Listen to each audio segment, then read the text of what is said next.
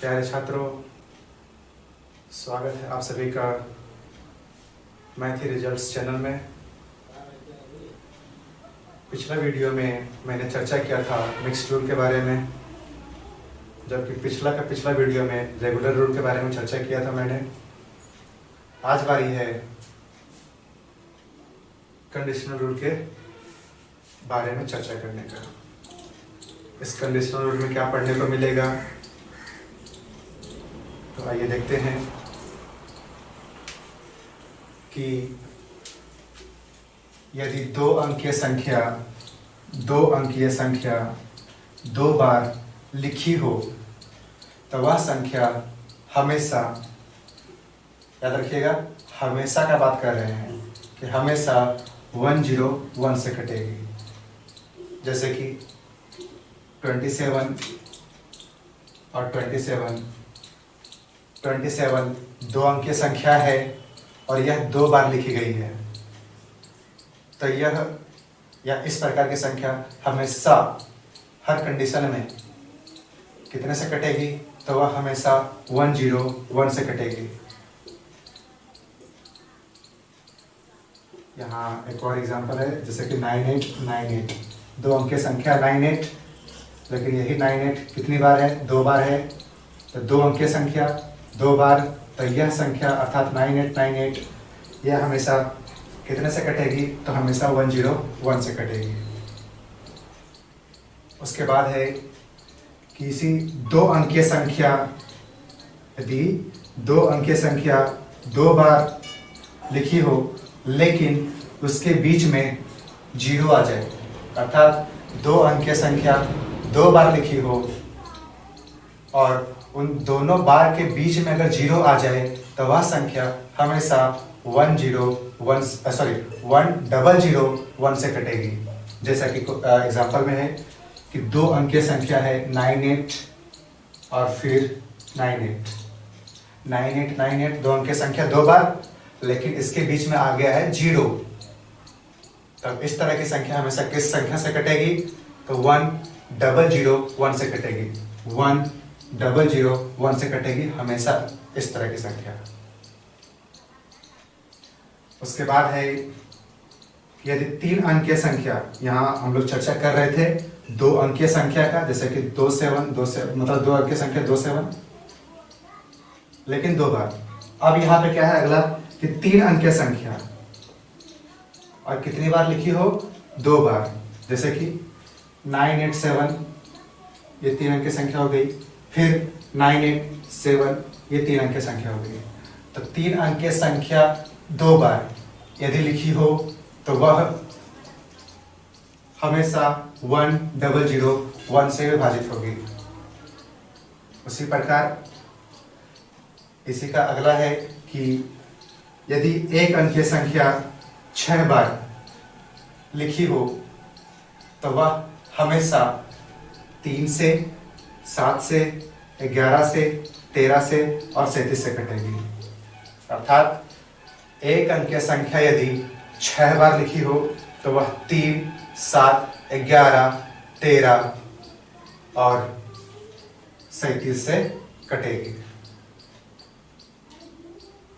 अगर 12 बार होता तो, अर्थात कहने का मतलब एक अंकीय संख्या यदि 6 बार है, यदि 12 बार होता, 18 बार होता, अर्थात 6 के गुणज में होता, तो वो कितने से कटती। तो भी वही कंडीशन कि यदि एक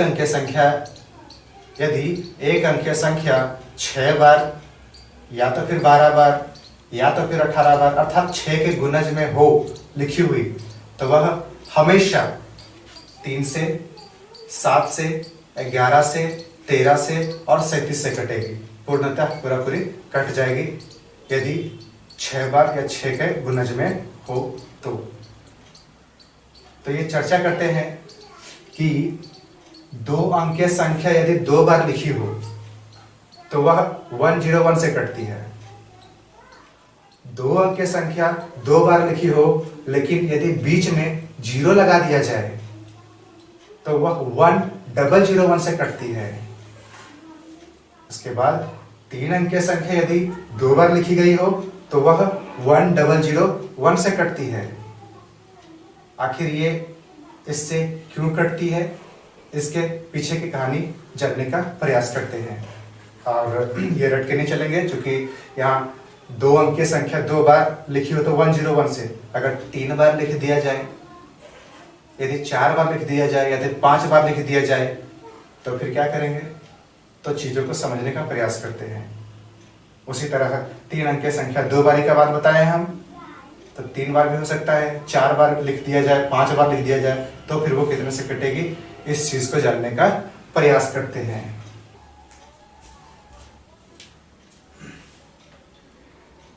अभी हम लोगों ने देखा था कि यदि 2 अंक की संख्या 2 बार लिखी हो तो वह हमेशा 101 से, और वही 2 अंक की संख्याओं के बीच जो 2 बार लिखी है उनके बीच 0 डाल दिया जाए तो वह 1001 से विभाजित होती थी। इसी प्रकार 3 अंक की संख्या यदि 2 बार लिखी जाती है तो वह 1001 से विभाजित हो रही थी। ऐसा क्यों होता है, इसको समझने का प्रयास करते हैं।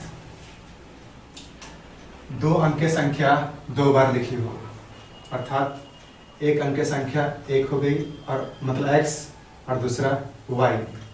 यह 2 अंकीय है, पहला अंक x, दूसरा अंक y। 2 अंक की संख्या, लेकिन यह एक ही बार लिखी गई हो, लेकिन बात कितना बार का कर रहा है? 2 बार का।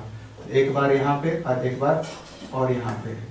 अब ये हो गई 2 अंक की संख्या, जैसे कि हम x के जगह पे अगर 2 मानते और y के जगह पे 3 मानते तो हम लिख सकते थे 2 3, और फिर x की जगह पे 2 और फिर y की जगह पे 3। तो ये 2 3 2 3, तो 2 अंक की संख्या 2 बार हो ही गई। तो 2 अंक की संख्या यदि 2 बार लिखी गई हो तो वह हमेशा 101 से विभाजित होती थी।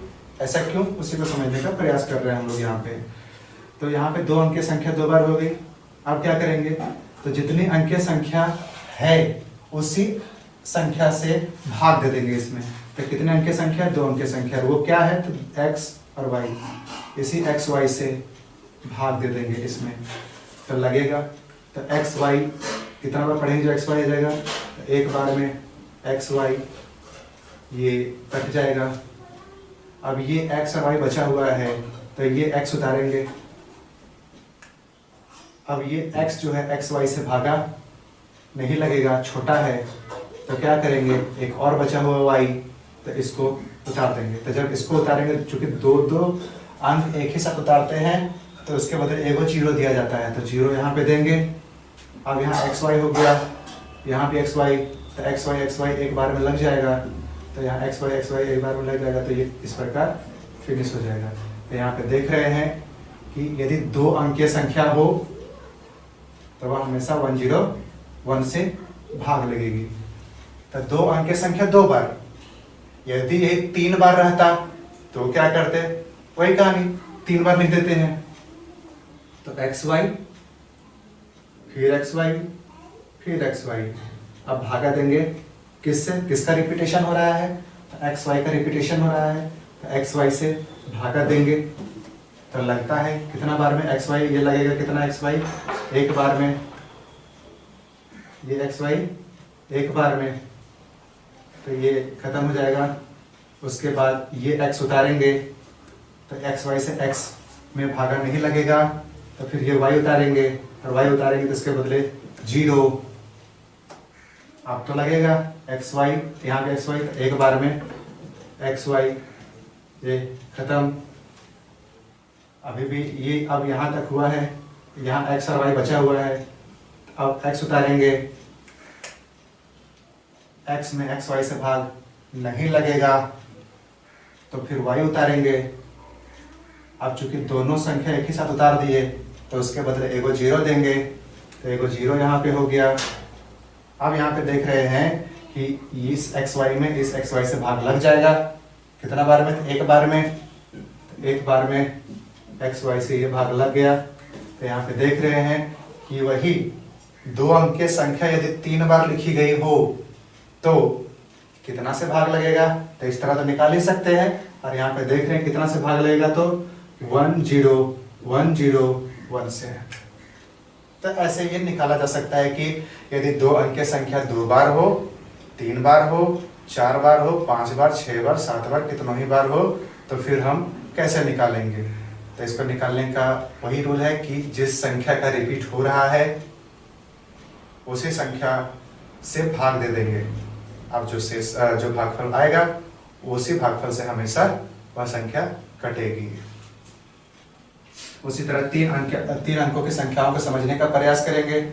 समझना क्या है, वही चीज तो है, खाली सिर्फ 3 अंक। तो ये 3 अंक क्या है, 3 अंक की संख्या 2 बार, तो 3 अंक की संख्या तो x y z, ये 3 अंक का संख्या हो गया, लेकिन कितनी बार, तो 2 बार। फिर x y z भाग देंगे। तो मैंने अभी बताया था कि भाग किससे देंगे, तो जिस संख्या का रिपीट हो रहा है, किस संख्या का रिपीट हो रहा है, किन अंकों का रिपीट हो रहा है। तो यहाँ x y z फिर x y z, तो x y z का रिपीट हो रहा है तो उसी से भाग देंगे। तो x y z से भाग दे,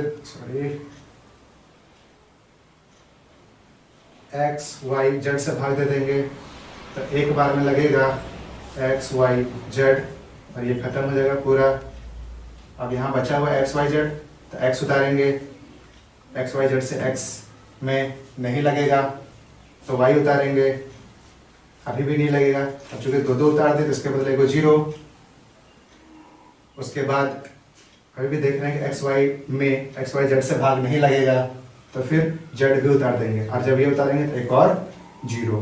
अब देख रहे हैं कि x y z में x y z से भाग लग जाएगा, और वो कितने बार में, तो वह एक बार में लगेगा, एक बार में ये लग जाएगा, x y z ये इस तरह खत्म हो जाएगा।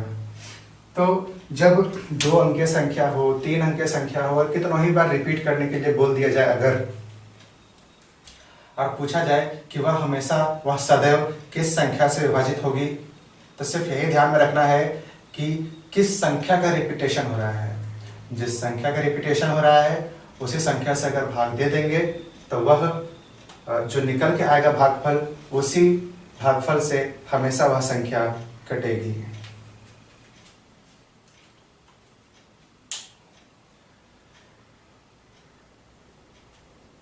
और इसमें ये भी चर्चा किए थे, उसमें थोड़ा सा चर्चा करना रह गया उसमें कि यदि 5 थोड़ा सा किए थे लेकिन एग्जाम्पल नहीं बताए थे। और क्या नहीं बताए थे कि यदि एक अंक की संख्या 6 बार हो, 12 बार हो, 13 नहीं, 6 बार 12 बार, मतलब 6 के गुणज में 6 12 6 18 6 4 24 इतनी बार अगर संख्याएं है कोई एक अंक की संख्या, तो वह हमेशा 3 7 11 13 और 37 से कटेगी। जैसे कि उसमें लिखे थे कि 8 8 8 8 4 बार हो गया, 5 और ये 6, ये 6 बार एक अंक की संख्या लिखी गई है, 1 2 3 4 5 6।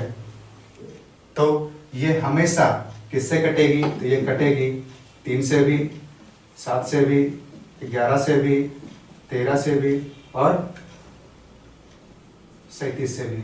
ये किसी से भी, मतलब 1 2 3 4 5, ये पांचों संख्या में से किसी से भी ये हमेशा कटेगी ही कटेगी। तो सिर्फ 6 बार ही नहीं, ये 12 बार भी हो सकती है, 18 बार भी हो सकती है, कितना ही बार हो सकती है, लेकिन 6 का गुणज होगा तो ये इन सभी से कट जाएगा। जैसे कि लिखते हैं 5 5 5 3 4 5 6 7 8 9 10 11 12, ये 12 बार है। तो ये 2 2 4 2 6 यहाँ और 6 इधर, तो हमेशा किससे कटेगी, तो इन्हीं संख्याओं से कटेगी।